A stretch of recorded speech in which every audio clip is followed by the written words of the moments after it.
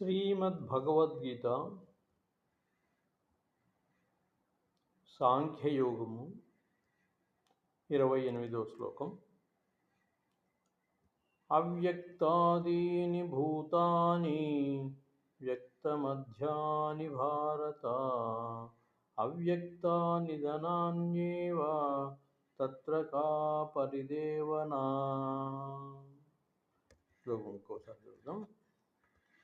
అవ్యక్తాదీని భూతాని వ్యక్తమధ్యాని భారత అవ్యక్తనిధనాన్యేవ తత్ర కా పరిదేవనా. ఈ శ్లోకం యొక్క తాత్పర్యం: సృజింపబడిన జీవులందరూ ఆదిలో కనబడక మధ్యలో కనబడి నశించిన పిమ్మట తిరిగి కనబడక ఇందురు. అట్టి ఎడ దుఃఖించుటకు అవసరమేమి గలదు అని చెప్పేసి శ్రీకృష్ణుడు అర్జునునికి చెప్తున్నాడు. ఆత్మ ఉనికిని అంగీకరించువారు మరియు ఆత్మ ఉనికిని అంగీకరింపని వారు అనుచు తత్వవేత్తలు రెండు రకాలుగా ఉంటారు. వీరిలో ఎవరిని అనుసరించినప్పటికీ దుఃఖమునకు ఎట్టి కారణము లేదు. వేదజ్ఞానమును అనుసరించువారు ఆత్మ ఉనికిని అంగీకరింపని వారిని నాస్తికులని పిలుదురు. మాట వరుసకు ఆ నాస్తికవాదము గ్రహించినను దుఃఖమునకు ఎట్టి కారణము లేదు.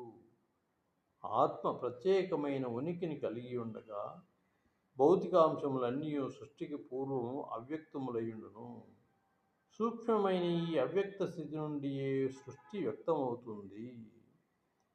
ఆకాశము నుండి వాయువు, వాయువు నుండి అగ్ని, అగ్ని నుండి నీరు, నీటి నుండి భూమి ప్రకటమవుతుంది. ఆ భూమి నుండి అనేకములైన సృష్టించబడతాయి. ఒక ఎత్తైన భవంతిని ఉదాహరణంగా తీసుకున్నచో అది భూమి యొక్క పదార్థము నుండియే వ్యక్తమవుతున్నది. దానిని కూడా కూలగొట్టినప్పుడు అది తిరిగి అవ్యక్తమై దానిని పదార్థములన్నీను భూమిలో కలిసిపోతాయి. శక్తి అనేది సృష్టింపబడదు మరియు నశింపబడదనేది సిద్ధాంతం ప్రకారం శక్తి అక్షయమయ్యున్నను కాలములో అనేకములు వ్యక్తములై తిరిగి అవ్యక్తములవుచుండును. అట్టి ఎడ వాటి వ్యక్త స్థితిని గూర్చి లేదా అవ్యక్త స్థితిని గూర్చి దుఃఖించుటకు కారణం లేదు. అవ్యక్త స్థితి యందు వాటికి నాశము లేదు.